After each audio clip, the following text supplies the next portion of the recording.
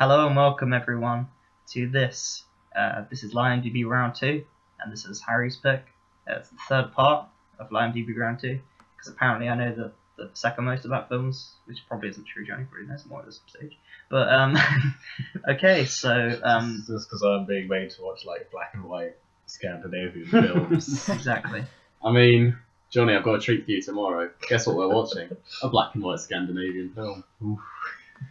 Okay, and obviously, because we abolished the rules, and we're allowed to pick anything, I've picked the Radiohead song Let Down. Only joking. You've been sitting on that all day, haven't you? I just remembered just now. Alright, I picked The Social Network, TSN. It's a film that, because of circumstances, this is my first LieMDB pick in a very long time, and my second pick was always going to be The Social Network. So I don't really have an honourable mention, because obviously Daniel Blake is a thing that I was going to pick that I didn't, but I'll probably say that's my honourable mention for this one. So yeah, it's just a new rule you've thrown into this show. No, I'm just putting it in there. Go watch Daniel Blake. But yeah, In the Loop, which was my previous pick, I said Hunt for the Water People. Go watch that as well. That's my honourable mention. I'm just sneaking this in while I can. You're secretly getting 2 picks. I mean, I'm not really. I'm just telling you to watch a good film, in this discussion period before we start. Okay, so The Social Network. It's a film, an American film, very American film. Came out in 2010. It was nominated for, what would I say, 8 Oscars? You said 8 earlier, yeah. 8 Oscars, won 3. It somehow is below is not in the top 250, despite having 95 on Metacritic, and I don't know how many on Rotten Tomatoes. It boasts 4 stars on any image I see about it. I know, it's weird that the poster just has loads of 4-star reviews, even though it surely got loads of 5s. Anyway, Social Network. It's in terms of the people involved, it was a David Fincher film, written by Aaron Sorkin. I think it's more Sorkin's film than Fincher's film, but I'm sure we'll discuss that. Music, obviously, I've got a shout out to my boys Trent Reznor and Atticus Ross. They're the single greatest soundtrack, actually, probably the third best after Empire and Star Wars. Lord of the Rings is in there. Don't forget the Sergio Leone spaghetti westerns. I need to watch that. But yeah, it's one of the best. In terms of, if we're talking about films of this generation, it's probably the best score of any film. It's all about Suicide Squad. I mean, in terms of original music, it's definitely that. But oddly enough, this is one of my favourite films of all time. But it's not the best film that came out that year, because Inception came out this year, which is a really odd coincidence. You wait for an incredible film to start the decade and to arrive straight away. But yeah, I really like The Social Network. Oddly enough, I don't quite know why. I mean, I do know why it's a great film, but I don't know why I like it so much. I think it's because every individual element is pretty much perfect. If we're talking performances, like Eisenberg's bringing his A game. We've got the Winklevi. If you thought you liked Armie Hammer, have 2 Armie Hammers. I mean, that's just, it's more than we could ask for. Andrew Garfield, I think, is probably if we're talking American football terms, MVP of this film. He's great. I'm so glad that Vanessa Gecko managed to get him this role. I know. Hope he recovers from his injury. That's the Halloween episode. Halloween in January, and he's the one who falls down the stairs or something. That is Andrew Garfield, isn't it? Yeah, that is Andrew Garfield. He didn't voice that role, which is part of the reason why they had shitty things happen to him. That is quite funny. I remember you telling me Jessica Biel, I think, was someone who was so happy with the fact that she was doing these things. Yeah, she was just like, keep going, just do more. Yeah, she went to the writers and said, you're not being mean enough to be meaner. Anyway, this is not about BoJack Horseman. Yeah, and so obviously performances are incredible, pretty much the best you could ask for from every member of the cast. Sorkin, the screenwriter, it's such an incredible script. I mean, it's layered and it's complex, and obviously it's fast. The famous anecdote being David Fincher was brought the script by Aaron Sorkin, and the script was like, I don't know, however many pages long, and he went, "You've written me a 4-hour film. You just can we cut some scenes?" He's like, "No, don't cut it. Just make them talk fast." So it's essentially the script for a much longer film, but everyone talks very quickly, as is typical Aaron Sorkin tradition of trying to get as many words in there as possible, coming from that playwright background. Trent Reznor, Atticus Ross, like I mentioned, what score? I mean, the fact that they went back and did a reimagining of In the Hall of the Mountain King for the Henry Rigotta sequence is just amazing and kind of like sums up everything I like about that score in terms of the whole thing is kind of like entirely digital, but it's also paying homage to the past in terms of like covering tracks like that. I just really like the score. Don't know what that was. Not the noise was. I'll just ignore it. Director Fincher, he does what he does best. You know, you've got that muted color palette that he always has. You've got the way he cuts. I mean, credit's got to be given to his two editors who do pretty much every film he's on, Kurt Baxter and Angus Wall. And I just kind of like, there's a video that I sent Tony, and I don't know if these guys have seen, about kind of collaboration, and if it's Sorkin's film or if it's Fincher's film. And I definitely feel like this is a great collaboration between one of the best directors and one of the best writers of the generation, and it just all comes together to create something which, even though the source material is odd, like making a film about adapting this book into a film, I just think with this team working as well as they are, they could have made any film as good as The Social Network. But that source material is rich and it's interesting, and it kind of changed. I mean, I wasn't there, but I'm assuming it changed the way we perceive Facebook now. In the fact that we're recording this in 2018, and this podcast probably came out in 2019, but like we've had the Cambridge Analytica scandal this year. Like no one trusts Facebook anymore. Like even though Facebook's bigger than it ever was, it's kind of like everything's moved to Twitter now. But like this film is like an interesting snapshot at that time period in 2003-4 when things were starting to change. And this film coming out in 2010 kind of like is almost analysing that period in a way that hadn't been done before. And I still think it's an interesting story that unless you've seen the film, I doubt you know about Eduardo Salvin and the Winklevoss twins, although they're celebrities now. But yeah, that's my 3-4 minutes of rambling about why I like The Social Network, not even getting into reviewing the scenes or anything. Anyway, what did you guys think? Yeah, they're very, very similar. Did enjoy the story and the fact that it goes into it.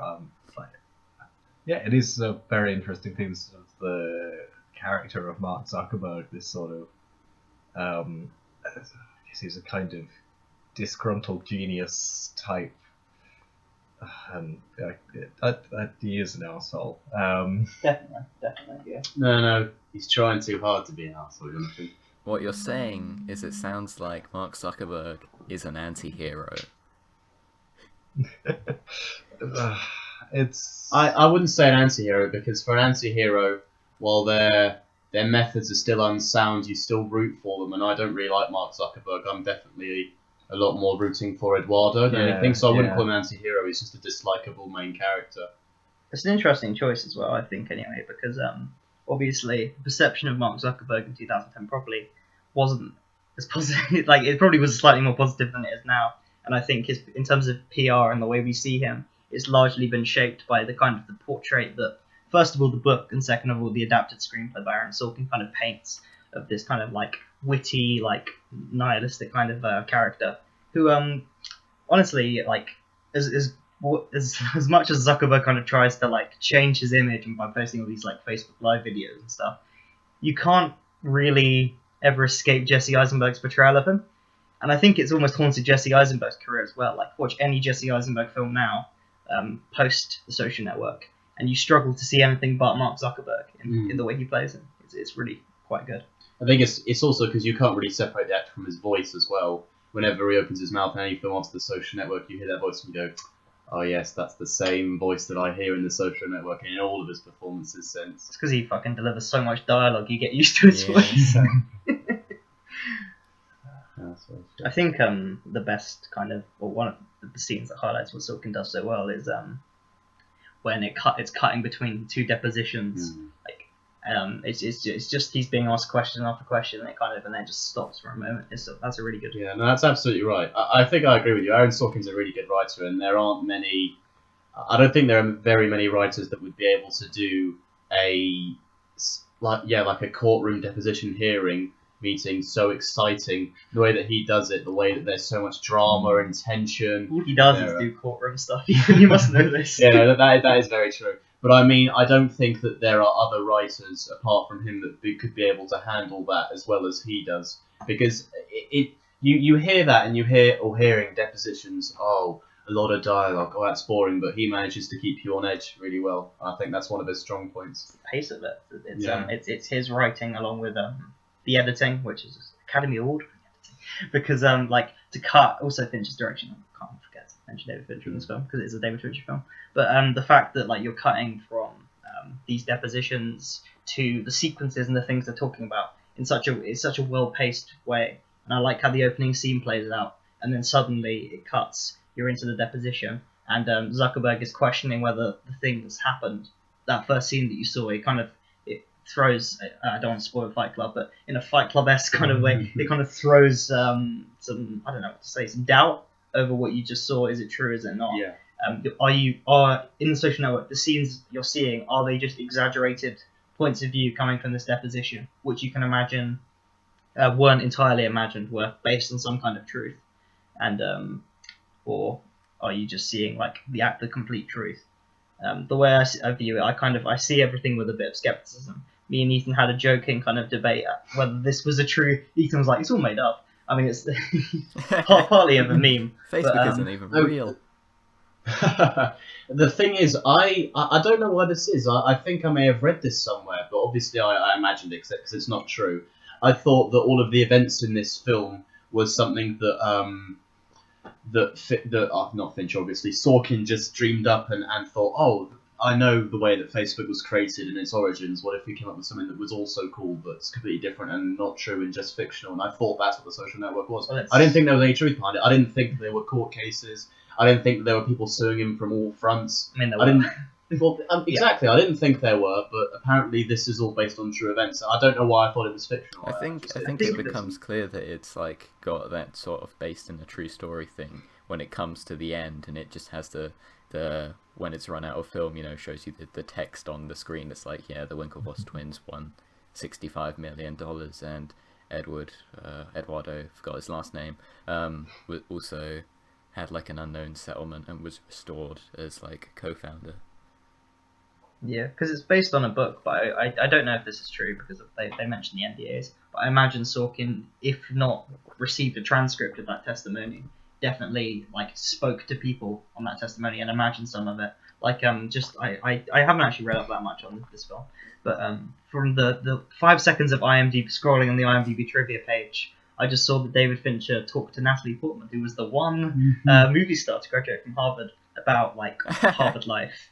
And it definitely, the whole thing has a level of authenticity where even though despite some things which you can imagine didn't happen, like I don't think that the chimney broke and then suddenly Sean Parker immediately runs across and it's just a coincidence. I don't know if that's exactly how that played out. I don't know if it's Sean Parker who opens the door to Eduardo and if it was raining and he had to get picked up. I don't know if every element was true, but the picture it paints is more important than the specific details. And it's the whole thing is so authentic. I believe the story, manufactured or not, but I think this is as close to the truth about how Facebook was made as we'll ever get. Yeah, I mean, it seems logical, doesn't it? I mean, the process of events, the way everything plays out, it just feels so like that's entirely how that could have happened. One moment where it isn't, which I kind of I say I hate. I kind of love it. It's the bit where he publishes Facebook after being asked if someone is single or not, which hits you over the head with the like, oh, you know a thing. Yeah. So I think I pretend I don't like that bit, but it always brings a smile to my face, and it's the way of Ready Player One. That's true. Oh, Ready Player One is good, Harry. Don't even come at this now.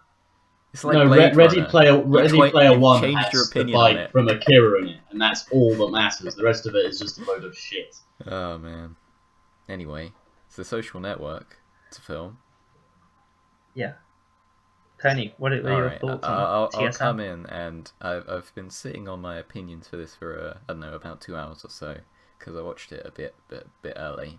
And while I will credit the fact that the way the story is told and the way the dialogue is structured, and especially with the cutting between the what do they call it, the two different courtroom cases, and then back into real life, like that always sort of keeps up like an energy. So I was never bored watching this, but the more I sit on it, the more moments I look back and realize like what actually was the point of it.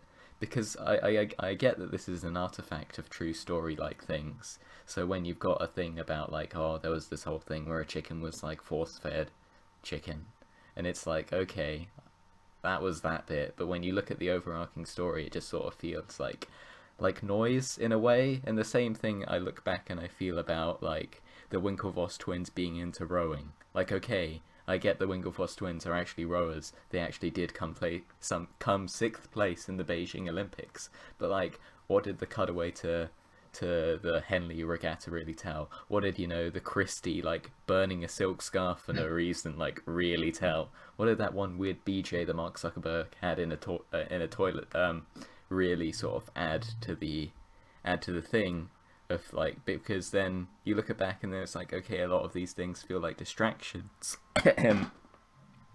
And yeah, then but those things are the film. Like when you're talking about the Winklevoss twins, like that sequence. okay, I like, get that I think it it's does very flesh out important the characters. it has to show that, first of all, it has to show that Facebook has expanded to England, Yeah. and they kind of do that through that sequence. And first of all, the sequence is amazing, and I love it. But second of all, don't you think like the sequence kind of like represents the Winklevoss? I mean, it's literally Okay. about the Winklevoss twins finishing second. Okay, There's definitely some symbolic value maybe in that that. one has more justification, but the other two, like, like Christie, like why?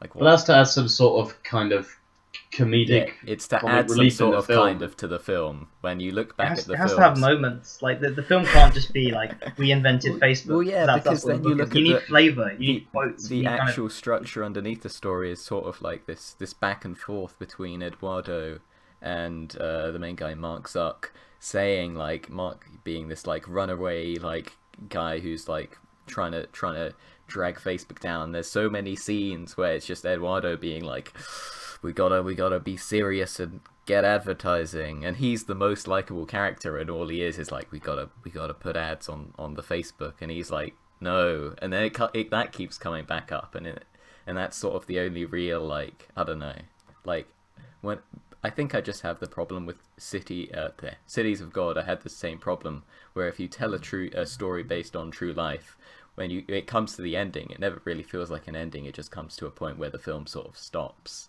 and so I don't really get you as know much the of ending, a though. well, I mean, I wouldn't say you Facebook use has Facebook? ended in real life, though. It was the point where I guess the court cases was resolved, but it It's don't. never going to end. Like fashion's never going to end. Okay, But Harry, the one thing, I'm not gonna review fascism as a film. I don't know what. not fashion. No, he it's said fashion. fashion. Fashion. All right. Right. The one Hot thing I'll take. say I heard. is the. I mean, it did sound Anyway. like some fascism, and I'd say no, he Anyway, must but have said that's fashion, that's a 'cause few complaints I've thrown into to stir the plots, to stir The the thing the the pot. thing I kind of opened with was the point I was trying to get across is no matter what you're covering in terms of a film like this, it's the way it's done. And the thing with the Social Network is like it could be a film about anything. If you've got this level of talent, like in terms of every shot looks fucking stunning, every scene is like sharply written and interesting, and there's moments of real heart. There's like comedic bits. It's well paced. It's well edited. The music's great. The performances are great. It's kind of everything around the story, and the story itself is interesting. It's an odd thing to make a film about, and like I get why you wouldn't enjoy it. Like if you were just like sitting down to read The Accidental Billionaires, I could get why you don't enjoy that. The film is a visual medium, and the way the story's been told visually is so interesting. And for me anyway, it's so compelling. I could watch this film loads of times. And like some of those like scenes you're complaining about are kind of minor scenes compared to the wider narrative of this film. Yeah, but It's kind of being like, also, I why felt does this the film wider have narrative like, didn't have enough of a sort of emotional arc to like really justify it, because I get like, yeah, a lot of technical ability went into making this film, but if they could have made any film, then why did they make this one? because I feel like at the time it was an interesting story to tell, Okay, and it okay, still fair holds up. enough. And I I feel was like 4 in terms years of old in like the 2004, I'm emotional sorry. poignancy and believing in the characters, like we've already talked about Eduardo and that scene like where it's an He's ambush. the only likable character. I mean, is he? Do you not like the Winklevi? Yeah, well, Do you not enjoy spending time?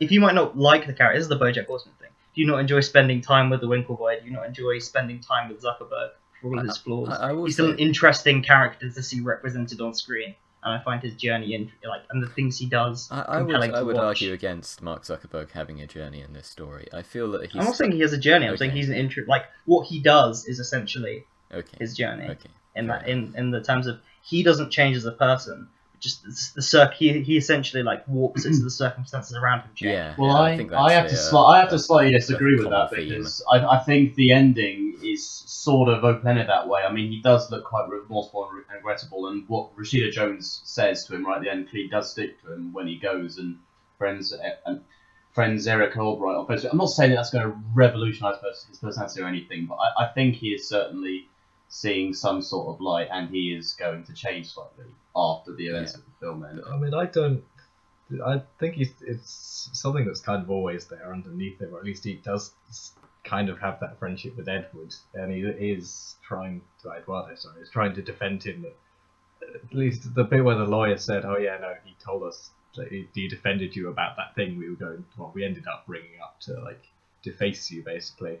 Yeah, exactly. I think at the beginning of that deposition, I think Zuckerberg was in an angry place where he was mad with people and he wouldn't have come to Eduardo Saverin's defense. But I think as the film goes on, he starts to see Saverin's side a little bit more and maybe would be okay with that. In I think terms he's of just a friend throughout, and then sort of drifts apart as he gets taken up with the company. I don't know. I think towards the beginning of the depositions, he dislikes him slightly, and dislikes the Winklevosses especially. I feel like in terms of how he develops and how his relationship with Eduardo is interesting because it's always like the little things, like him getting into Phoenix and the way he'll react to that. And watching it a few times, you kind of start to notice and it's such a well written piece that pretty much every kind of like little moment, like the chicken moment, ends up being important. They keep coming back to it, even in like a really crucial moment. He's still bringing up that kind of these little grudges that Zuckerberg holds against Eduardo because he's such like a petty character. And I really like the moments when, in particular, the part where Saverin says, "Oh, I've gotten into Phoenix," and I've got into the party thing, and Eisenberg clearly looks a bit kind of like, okay. And then Saverin says something like, "Oh, but I it's probably a diversity thing," and because he does care about him. And there'll be parts later on when Eisenberg will say, "Yeah, it probably was a diversity thing," and I think it just goes to show that Saverin does treat him like a friend, and Eisenberg isn't really worth his time very much. And it is kind of annoying to see these moments where Saverin does treat him well, and that kind of that sort of respect isn't given back to him. I think that kind of adds a lot more to you liking Saverin. I feel like if you've seen Steve, I think it's called Steve Jobs, or maybe it's Jobs, I don't know. It's the one that's Aaron Sorkin wrote. The one that Aaron Sorkin wrote. He's not so much interested in literally documenting the rise of Apple or the rise of Facebook. He's interested in the people. Like Steve Jobs, named Steve Jobs because it's obviously about him, is more about trying to capture that person and what drives him and what motivates him. And whereas that film kind of comes out as being quite pro Steve Jobs, I'd say, in terms of like his motivators, this is definitely it paints Zuckerberg as a very kind of petty person. And Facebook obviously spawned off Face Smash, which spawned off a breakup. And that's how the film starts. It's essentially the spark that lights the fire that burns our social media feeds down. I don't know, but you kind of get what I'm trying to say in terms of that point. Yeah. Johnny, did you like the film? I did. Good. Ethan? Can I mention something else? Yeah. No. Sorry, I thought I'd be the I've seen this film a few times now, and I certainly think it's probably one of the more rewatchable films. I saw it again recently, maybe a couple of months ago, and I was more than happy to rewatch it again today because, like Tony said earlier, there's never a dull moment. It's exciting. It balances themes and genres really well. It's sometimes quite tense, and like I said, it keeps you on the edge of your moments. I think there are two things I really like about this film a lot. I'll come to the music in a second, but I think it's filmed so well. I think if you watch an early David Fincher film like Seven, I can't really tell it's a David Fincher film. I think it took time for him to develop his own style, and then when you see films like Zodiac, I think especially is when his tone and the way he filmed and the way his camera would move, it definitely starts to kind of become a bit more apparent. And in this film, all of the camera movement, it's kind of very slick and smooth, and it follows the characters very precisely. If a character stands up, the camera will move up as well, and it will do it in such a smooth some maybe not quick, but everything will just be really, really accurately done, and I quite like that in all of his films. In fact, I'd be willing to say that because Fincher directed the first two episodes of House of Cards, he pretty much established the visual tone very on in those episodes, and you can just see that tone and style replicated over the course of 5 seasons. Don't you think? Also, Mindhunter, which he directed. Oh yes, I always forget Mindhunter's thing because I didn't finish it. But yeah, no, Mindhunter's definitely Fincher work as well. So yeah, I like that. Wait, the biggest compliment I'd say to Fincher's directing is you almost don't notice it. Like, I always think Fincher is a base default of how to direct a modern movie. Because he's so kind of precise in everything, you almost don't notice at all, like, that you're even, like, watching something that's been, like, constructed in such a way. He's like, and that's why I'd say it's definitely, like, a Sorkin-led piece. Because Aaron Sorkin is obviously very bold and over the top in what he's trying to do, whereas Fincher's very subtle and quieter. So that kind of contrast works really well. It's one of the greatest pairs, and you were going to talk about the music. Yes, I was going to talk about the music.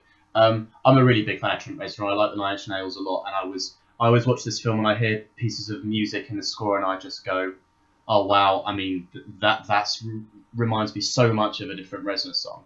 And another thing, I think there are so many scenes in this film where the music plays such an important part of, building this atmosphere. I think especially the scene where they meet Justin Timberlake for the first time, and the music comes in, and it has this impact on you. It has kind of dissonance that Nine Inch Nails music has had in the past, and it really kind of, I've said this before so many times, but it really puts you on edge. And then it sort of goes a bit quieter for a minute, and then you kind of don't notice it as much as you did initially. And then towards the end of the scene, where Justin Timberlake says something like, lose just Facebook, and then he walks away, and the music cuts out, and you realize, Shit. oh, yeah, the music's been there the entire time, and it's just risen and risen and risen, and that's how you... It cuts out a bit before as well. Yeah, where he's yeah, like, yeah. do you know what's cool? $1 billion. It cuts back to Garfield in the room saying $1 billion, and it's just... And then, that shut everyone up, and then the music stops. And you're right, towards the beginning of the film, when you see the first time when Face they're kind of Mash. doing... Yeah. Yeah, basically that. And then,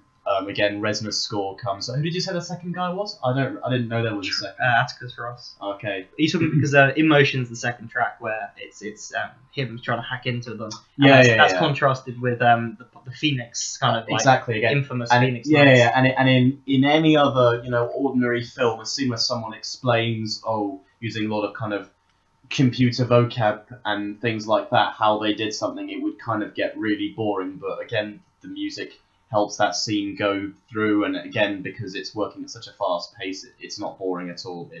It's just The way that the kind of like I feel like the music helps construct these amazing sequences. This film is basically like Inglourious Basterds, but you watch the scenes in between the amazing sequences. The moment almost turned around to liking this film. Anyway, yeah, but Tony, what I'm saying is like you can watch, like I do this a lot. You just watch scenes from this film on YouTube and feel like it's great, and then you can watch the fabric that sews them together and still think it's great.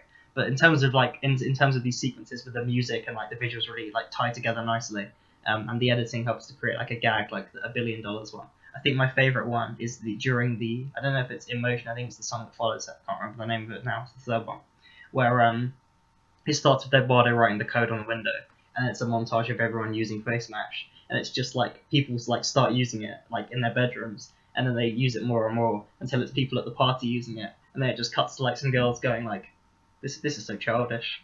Oh, and hang on, that's the scene I was talking about. I was talking about the piece of music that plays while he's writing out the algorithm, and you see it seems to cut with scenes of the party and what they're getting. But it's just the moment where the music stops, and it's like, "This is so childish," and then the music starts again when it's just the guys using it. Isn't there a great moment when I think in particular what emphasizes this moment is there's a specific kind of note that feels like it's ridiculously discordant, and it's so good, and it's the part where Erica's reading a part of the blog, and she looks up and there's the two guys at the door, and she's close to tears, and then there's this kind of there's like some part of the music where it kind of goes. Do you know what I'm talking about? Do you remember that? And then Daniel played with you.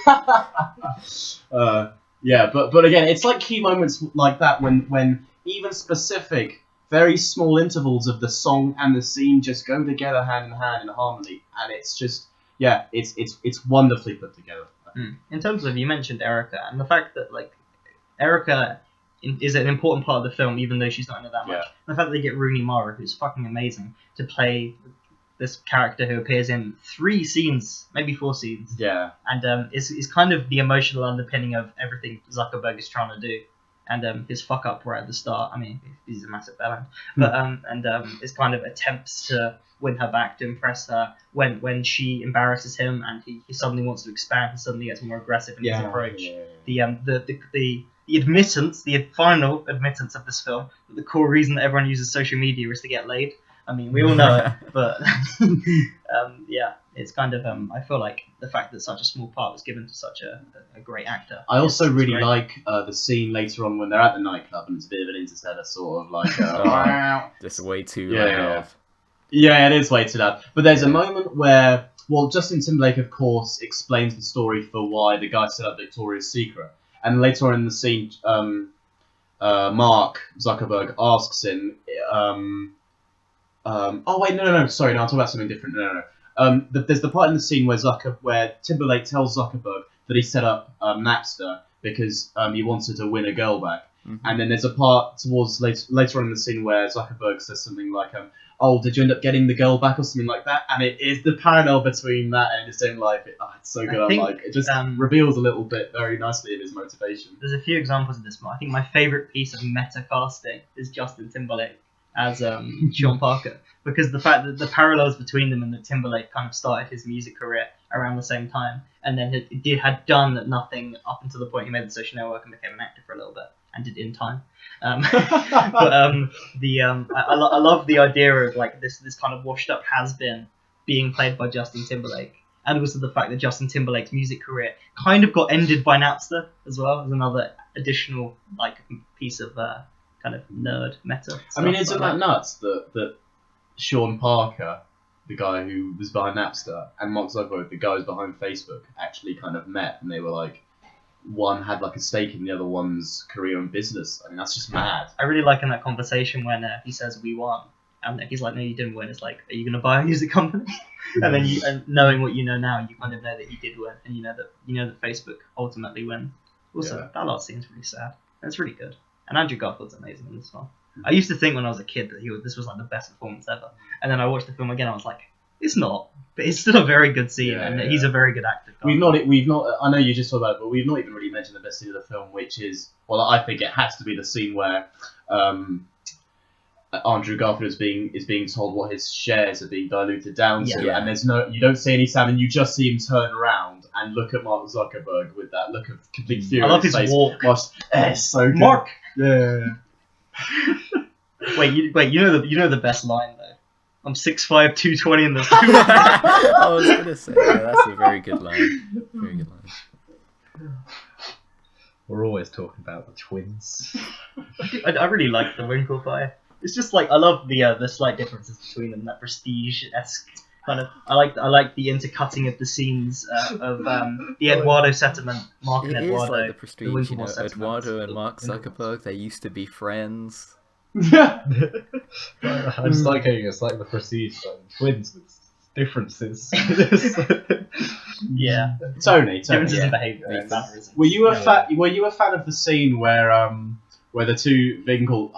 the Winklevi go to see the president of their school because it's too long, and it's also kind of another distraction from. Yeah, I guess yeah. actually no, it's actually no, that's not true. It does serve the plot. It's It funny. does serve the plot. Yeah, no, but I it know, also, I like the the scene, whole it's just, Winklevi's us and arc Tony. is just things that keep delaying them until eventually they decide to sue them, and so it's not really that interesting. It's just like, oh well, and it's, use the handbook, then if and then you, we'll like- meet the guy, and they'll be like, oh no, Harvard people don't sue, and then eventually they say, yeah, that was all pointless. We should have just sued them from the beginning, you know.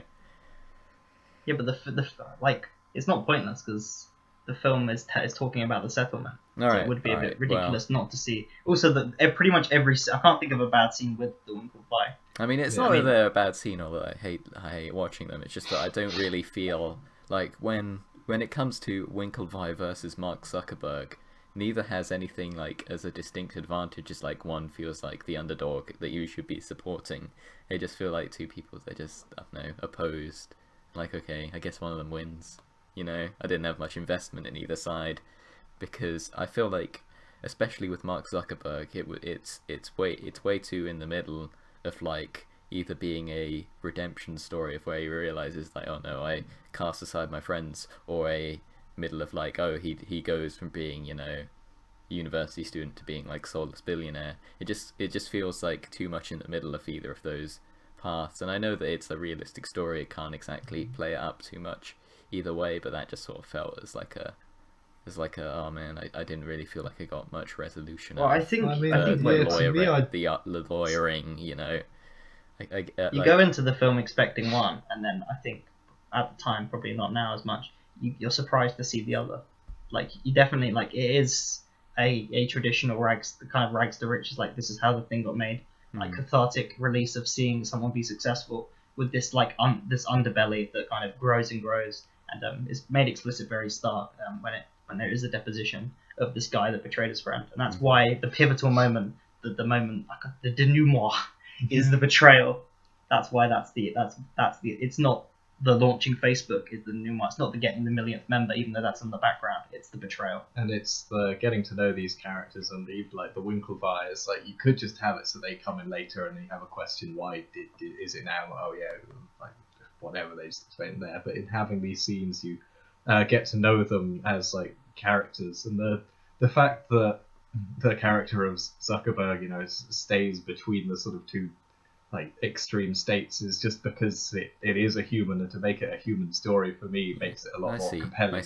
I see. That comes from my place of liking films such as Boyhood and Children of Men, where it is that kind of focus on the characters and their lives, and just these scenes are important because you get to know them and their overall thing, and the fact that it doesn't play into the fact of being here is the person you support, here is the big evil thing, wish him luck in the courts. It's just, here's a story of people, get to know these people and their lives and try to understand them. Because we spent quite a while like earlier in this podcast just talking about Mark Zuckerberg, you know, me and Ethan just arguing about what his character was like, which is a great strength of this. It's unconventional as well. I mean, like, it's not a conventional 3-act structure. It's well, I mean, every film follows an act structure, but you know, I'm trying to say it's 2 depositions intercut with each other. The film focuses on different ones at different times, and at times it almost forgets about the deposition phase and will just play out a moment of the development of Facebook, a moment of Eduardo and Mark. But obviously, I think it's such a good script, and a lot of the genius of it is Sorkin's, but it takes a master to put it on screen as effectively as David Fincher has. Also, it's better than Fight Club, because Fight Club is a muddle. I mean, Fight Club isn't my favourite of Fincher's films, but I still think it's better. I think Fight Club's high as a highs and as low as a lows, but it's not as consistent as this. And also, Well, the problem with Fight Club as well is that it's too long. Yeah. It doesn't need to be as long as it is. I can't remember how long it is, but it's well over 2 hours. I think it might be 2 hours and a half, closer to 3, possibly. This is 2, and it feels like more than 2 because of how quick everyone talks, as the joke goes. But yeah, I think it's oddly enough, I said this before. It's a really weird comment, but like, the film is so kind of good at everything it does. I wouldn't even be mad if someone gave it like a 7 out of 10, because I'm like, it's just so good. And I guess Tony probably, I think his problem mainly being that he didn't enjoy City of God, and maybe this shares some of the same qualities of City of God. But the fact that if you can't emotionally get invested in any character, what do they call it? The claim that this is much better than City of God. Okay, it's because it came out in 2010, Tony. You like modern films like me. Yeah. No offense, City of God. Just City of God wasn't even my pick, but I feel insulted by that. One more thing. I don't know if I'm ever going to talk about Alien in this podcast, but I like film posters. I like film trailers. I like film taglines. This film has the second best tagline of all time. You can't make 500 million friends without making a few enemies. Oh, that's good. That's a good tagline. And the tagline is so good, the poster is just that tagline in huge writing over a picture of Mark Zuckerberg. Whereas the best tagline of all time, Alien, they knew that tiny. their idea was worth money. One last moment before we go to ranking things. Again, this just demonstrates how the wavelength that Sorkin thinks on and how I like kind of how he structures dialogue. There's the part towards the end where they're in the deposition hearing, and I think not Sorkin. Savarin's attorney is asking him what his shares were diluted to. What Sorkin could have done was have her ask him, "Oh, what were your shares diluted down to?" But instead, to make that moment more powerful, she asks him what Zuckerberg's shares were diluted down to, and then what Sean Parker's were, and then he goes all the way around, and you kind of expect that moment where she asks him, and then Savarin looks over to Zuckerberg and he says something like 0.3% or something like that. And it's just good structure. He's slightly more disciplined Sorkin in that every character in this film doesn't sound like Aaron Sorkin. I mean, a little bit, but like compared to, because like his whole thing is everyone is like super quick wit. It's just like quip after quip, you know, back and forth, like intellectual battles between. I mean, like Molly's Game, it's the whole film is just Idris Elba and Jessica Chastain be like, "Have you read this book? I have. I bet you haven't read this book. I got that reference." And I feel like he's reigned that. He definitely embraces it with Zuckerberg, but he reins it back with some of the more supporting characters. Also, this is definitely a film that Ethan, as a 10-year-old, was like, "I see myself in Mark Zuckerberg." I mean, I wish I could see myself in Mark Zuckerberg, aka being rich. The world's youngest billionaire. Oh man. Yeah. So, he's a real Watch Eye Daniel underdog, I Blake. feel. It's true. I mean, he was, to be fair. And so was the. He just wanted to get in the finals clubs, Tony. Yeah, He wanted that loses high that IQ. plot thread. I mean because that's why he's doing it, isn't it? I mean, That opening scene is so effective at like kind of establishing Zuckerberg, establishing kind of like what he wants to do. He wants to like just in that little dialogue exchange at the start. There's so many layers to it. I sent you the lesson from the screenplay video. I'm pretty sure it focuses on that scene a lot in terms of a great opening scene. No, I definitely agree with you. I think in that opening scene, within 20 seconds, you dislike Zuckerberg, and that's what it should do. And then you automatically all get to go to Erica for support, and then he just makes more of a fool of himself. And then later on, when It's the great irony of the film being called The Social Network, Mark Zuckerberg creating the Social Network, yet being this incredibly antisocial figure. This guy who doesn't know how to talk to people, who's like narcissistic, he doesn't really like get people, yet he taps into the thing that has like kind of it's fueled people's addictions and like the way people connect for a generation and probably for the rest of my lifetime anyway. The Social Network. What are you talking about? It's a good title. Harry, you can't die. Alright, I think we should probably wrap up. Ethan's I've lost Ethan. No, I'm still here. I'm still conscious. I'd say do you want to give it a score, but I think we should probably check if Johnny and Tony have anything else they want to wrap up. I say. Someone else can go first. Unless you want to say, I mean, just any final points before we give the scores. I'll just summarise when I give my score, but I think I've said most of what I wanted to say. Johnny? Yeah, no, I've not got anything more to say. Harry, do you want to set the bar? Yeah, I mean, I think this film has grown in my estimations the more I've seen it, and it's gotten to the point now where it was the lowest 10 I'd ever give, and at this point I'm like, no, it's definitely a 10. Like, I'm not gonna lie. I'm gonna pick things that are either very high 9s or 10s in LieMDB because we're counting our scores. No, I'm joking.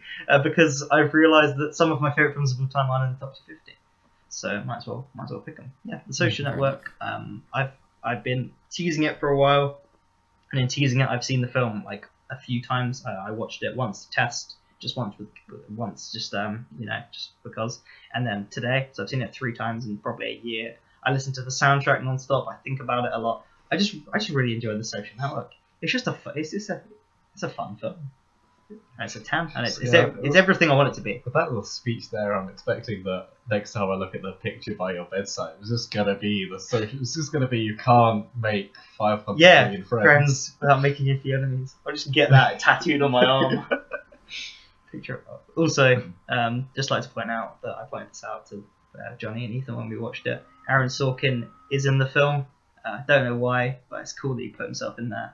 Like, unlike Peter Jackson, he's in the Lord of the Rings films for a second. He's on screen for like a good minute and has a bit of dialogue. And Sorkin isn't there eating a carrot either as well, which is a good thing about his camera. And he doesn't get shot, you know. Lord of the Rings is good, but none of them are 10s, which the Social Network is. Okay. I'll sandwich my score in between what I assume will be positive ones, just so it can fly under the radar, because I will definitely agree, like, with a lot of the positive points you said. I think I have just played a bit of devil's advocate just because I think you covered the good things, but, which I'll say is just like, yeah, it is well technically constructed, and the complaints I have are not really founded in any point watching it where I was like thinking, oh, this is boring, apart from that one scene where I don't know, there are a few scenes where I felt like it technically could have been a bit better, like the club scene that had terrible sound mixing. But other than that, yeah, I was properly engaged in the way like the dialogue was delivered and how scenes were cut together, and like it kept it up as like being interesting. So I think my complaints can be summarized as just I didn't really feel like a likable enough connection to any one main character. Especially since you could argue who the main character was, and like I never really felt that I was in tune with any one of their motivations and wanted them to succeed. And at the same time, I also feel like overall, looking at the emotional arc of the film, I don't think it held up. But I appreciate the fact that those are artifacts of telling a true story, which, you know, I will say is interesting. I don't regret my time with this film. I think it's a story that should be told, regardless of are you just allowed to make stories about real people and like show them as being a massive asshole? Could I make Harry is a dick the 4-film saga, and like what level of truth am I willing to go to with that? Would I be legally accountable for that? But that's a side point. I don't know. I know Mark Zuckerberg doesn't like this film, and so I'm like a bit worried about that. I mean, he doesn't like it because he says it's like not true in some places, which fair enough, he would say that. I told you it was fictional.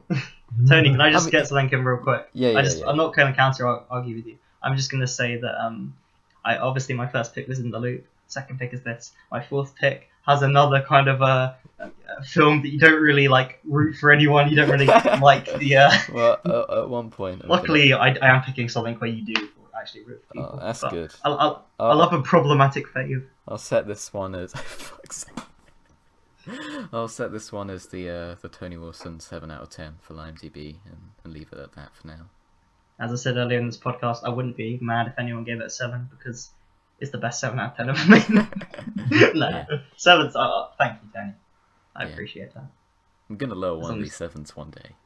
But, do we have to wait until the end of this round to go back and lower scores? We're gonna do it at the end of this podcast, my friend. But who wants to go next out of you guys? Shall I go next? Yeah, sure. So I agree with like a lot of the technical brilliance of the film, and I do enjoy the story, and particularly as I've spoken, I do enjoy the sort of way it presents the characters in the sort of way like sort of City of God and Boyhood, as you know, those are some of my favourite films. So I'm gonna go for an 8. I can see Harry silently trying to guess. But it is a really good film, pushing into the great, but it doesn't, at least not yet, it doesn't get into those kind of bits. Like I say, anything above a 7 I'm happy with this film. I definitely think Ethan's going to have a similar rating. I don't know if he's going to be one high. I hope he is. I imagine it could get a higher score, like watching it again and appreciating many things. So I didn't really notice much of I noticed a lot of the good cuts, but not really the shots. To be fair, like it took me a few turns because like it's very subtly well made. Yeah, the fact that like there's these 2 depositions, like, and keeping up with it, and the fact that everyone talks at 1,000,000 miles an hour, and there's not a lot of time for everything to land. It's definitely a film that gets better on repeat viewings. I hope this is my gift to you guys, to watch this film and enjoy it, and always enjoy sticking it on if there's nothing else to watch, like Snatch or I don't know, what's another good film? Any Edgar Wright film? Yeah. Ethan. I tried to do a segue, but so originally, quite a while back, I was under the impression that V for Vendetta would be the highest 7 or lowest 8 I'd ever get a film, and then I've since rewatched it, and that's not the case anymore.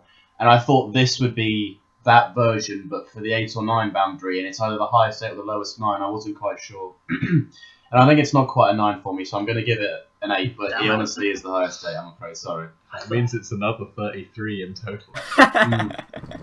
Damn. Well, speaking of that, does anyone want to change any of their scores? Hang on, I didn't even get to say what I liked about it. Ethan, fine. Thank you, okay. You would have Leave got the to say score more for if the you gave it last a 9. moment, so people are forced to pay attention to you, Ethan. It's the hack. Anyway. Yeah, that's what I failed to realise, but I will keep that in mind for future. No, you can say. Future cases. If you give it a 9, you get longer. So. Yeah, no, so I've mentioned pretty much everything that I have. I'm not going to talk about it again, but I do want to say that I think it's a really a tightly made film in the sense that when things get raised, they come back later on. The tiniest of details get brought up again, and I think that they handle that. I think specifically in terms of Erica, she's a character that we see right at the beginning, and we don't see, as Harry mentioned, we don't see her very often, but she just plays an important, essential part. It's just that. It's well made. I think it's fantastically acted, but I don't think it quite gets into the 9 boundary for me. So it's going to be an 8. I don't think it's Fincher's best work. Fuck you, pretentious douchebag. I'm sorry, my bras at the cleaners. No, I think it's just Fincher's best work of Fight Club, which is still pretty good. But 7 is his best film. We're gonna cover 7, Ethan. You might be picking it for a podcast, so In the near future, maybe. Yeah. So we'll discuss 7 when we get to that.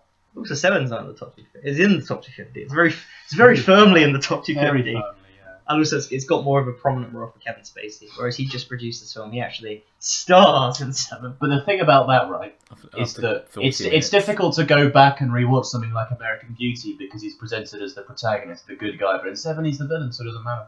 It's okay. He's the bad guy, and he's the bad guy in real life. He's so Mark it's good. Zuckerberg of that film. Oh, definitely. Isn't he? Yeah. He's a pretentious douchebag.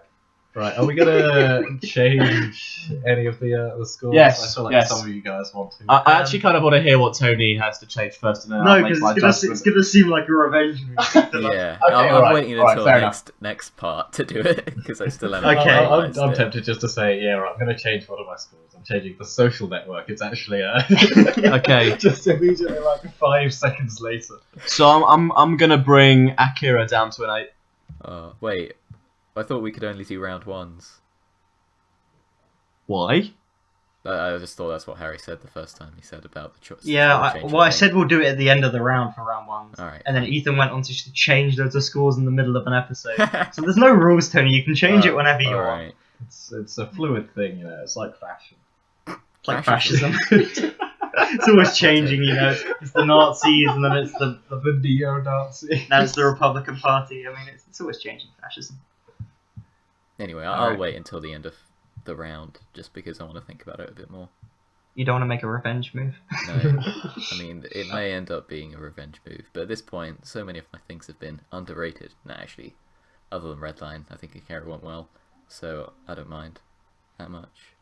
My scores Alright, won't change too much. If I give, like, I don't know, what was it called? Silent Runnings, like a 1 out of 10, that'll look like a revenge move. So why would you revenge move me? I'm not. I actually increased. I'm the only one that's increased the score. Yeah. God. No one increases things on media. That's just not how it goes. Right.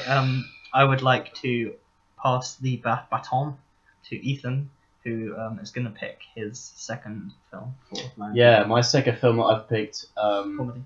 is yeah. All right, okay. Well, we'll see when I rewatch it. All right. Can we do a little But- test to see if you guys think of the genre of this film falls under comedy as well as drama?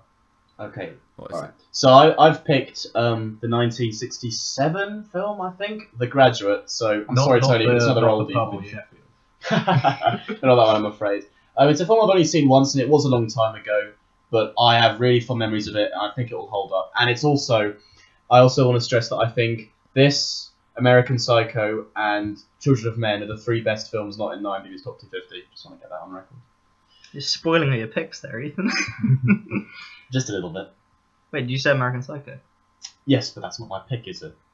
Could be. If you get in there before me. That's not my pink. There was something quite There is something a Like bit Christian Bateman Bale about that. Yeah. yeah. It's not even Bateman. It's not Christian my Bale. That's endless. Yeah. Thank you for listening to the Media Podcast. LieMDB round 2 : Harry. Or it's dash Harry. Harry, I'm suing you. The I LieMDB. can't believe I'm diluting your share in the Media Podcast. You've diluted my shares. 0.03%. I can't wait until Lawrence sues us for having the idea first. He is the Winklevi of this podcast. Oh, could you imagine if Lawrence clones himself? So there's two of him running around. Okay, now it's ending. That was so